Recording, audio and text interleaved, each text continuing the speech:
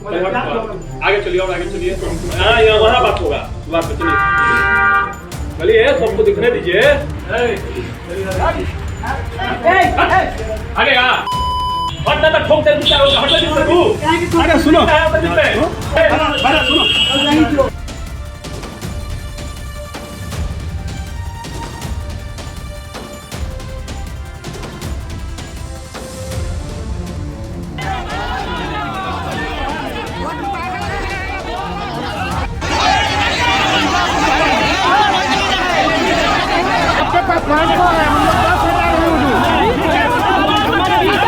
नमस्कार, आप देख रहे हैं न्यूज हाट। मैं हूं आपके साथ रितेश शर्मा। बिहार के भोजपुर के भरत तिवारी एनकाउंटर के बाद जनाक्रोश भड़क गया है। गुरुवार को भरत तिवारी के घर वालों के साथ उसके गांव और आसपास के लोगों की भारी भीड़ ने सड़क पर उसका शव रखकर जाम कर दिया है। इस दौरान पुलिस जब मौके पर पहुंची तो उसका सामना भारी भीड़ से हुआ है। पुलिस ने इन्हें हटाने के लिए लाठी चार्ज भी किया है, लेकिन भीड़ में से ज्यादातर लोग टस से मस होने का नाम नहीं ले रहे थे। शाहपुर थाना क्षेत्र के बिलौटी गांव में युवक भरत तिवारी की पुलिस एनकाउंटर में हुई मौत के बाद लोगों का आक्रोश भड़क उठा है। लोग पुलिस कर्मियों को बर्खास्त करके फांसी देने की मांग कर रहे हैं। भरत तिवारी के लिए उमड़ी भारी भीड़ ने आरा बक्सर 4 लेन सड़क को जाम कर दिया है। इस दौरान लोगों ने जमकर प्रदर्शन भी किया। पुलिस लाठी चटकाती रही और राइफल दिखाती रही, लेकिन जनाक्रोश चरम पर था। भरत तिवारी का शव गांव पहुंचते ही उसके गांव के लोगों के अलावा आसपास के इलाकों के लोग भी इकट्ठा हो गए। इसके बाद हजारों लोगों की भीड़ ने शव को आरा बक्सर 4 लेन पर रखकर उसे जाम कर दिया। इसके बाद पुलिस ने लोगों को हटने के लिए चेतावनी भी दी, लेकिन जनाक्रोश ऐसा था कि भीड़ हटने को रत्ती भर भी तैयार नहीं थी। ऐसे में पुलिस को भीड़ पर लाठीचार्ज करना पड़ गया। थोड़ी देर के लिए भीड़ तितर बितर तो हुई, लेकिन उसके बाद लोग पुलिस की राइफलों के सामने ही आकर अड़ गए।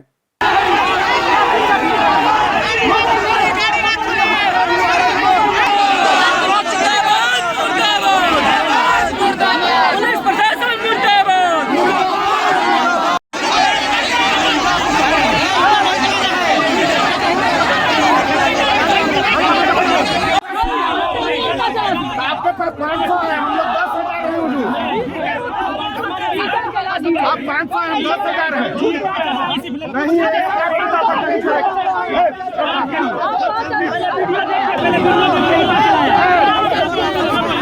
एक आदमी गड़बड़ नहीं करेगा। आप लोग समाधान करें हो आपको सोच वाले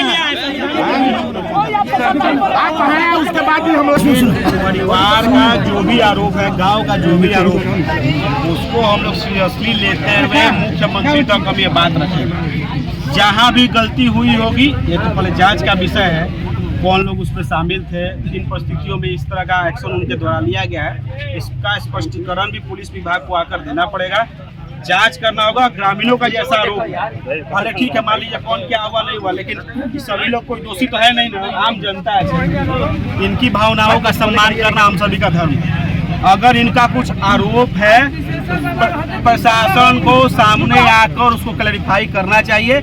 और इस चीज को लेकर कल ही हम मुख्यमंत्री के पास चिट्ठी भी लिखेंगे, उनसे मुलाकात भी करेंगे और पूरे मामले की निष्पक्ष जांच कराने की मांग करेंगे। के बाद गोली मारी गई, वही मामला है, वही मामला। लोग कह रहे थे डीएसपी साहब आए हैं, उसके बाद इनकाउंटर हुआ।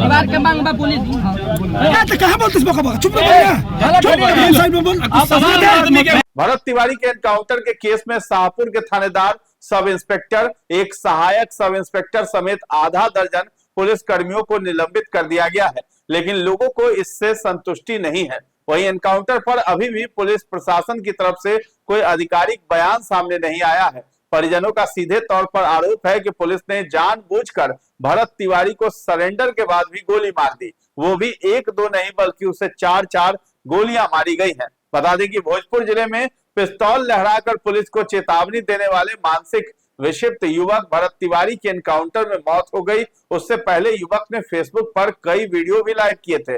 पर एक सवाल है कि पुलिस से वीडियो में दिख रहा युवक पिस्टल फेंक दे रहा है, बाद में युवक के एनकाउंटर की जरूरत आखिर क्यों पड़ी? उसकी मांग थी कि कोई नेता झूठा वादा नहीं करे।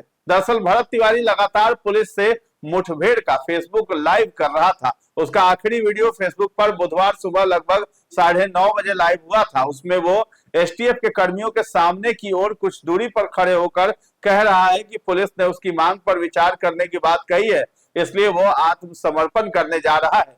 लाइव वीडियो के सबसे आखिरी में भरत तिवारी अपनी पिस्टल पुलिस की तरफ फेंक देता है। इसके बाद फेसबुक लाइव बंद हो जाता है।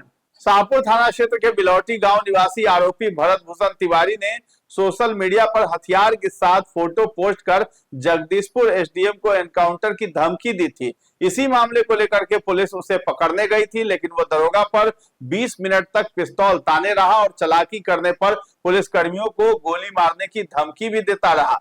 युवक का पहला वीडियो 16 जून को वायरल हुआ था, जब वो अपने दरवाजे पर पिस्तौल लहरा रहा था। कई पुलिस वाले थे मगर वो किसी से डर नहीं रहा था। बीच में उसकी मां भी आई, लेकिन वो माना नहीं। आखिरकार पुलिस वहां से लौट गई।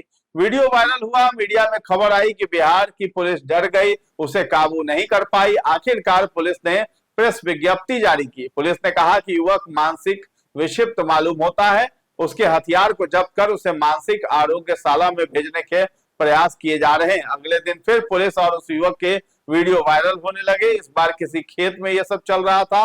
वो पिस्तौल दिखाकर पुलिस को चुनौती दे रहा था। पुलिस पर अपनी साख बचाने का सवाल था। युवक ने अपनी मांग रखी, कोई नेता ऐसा कोई वादा न करे जो वो पूरा नहीं कर सके। पुलिस ने कथित तौर पर उसकी मांग मान ली। उसने हथियार फेंक दिया, मगर तब पुलिस ने उसका हाफ एनकाउंटर करने की कोशिश की। उसके पांव और जांघ में गोली लगी, उसे अस्पताल भी ले जाया गया और अब खबर है कि उसकी मौत हुई।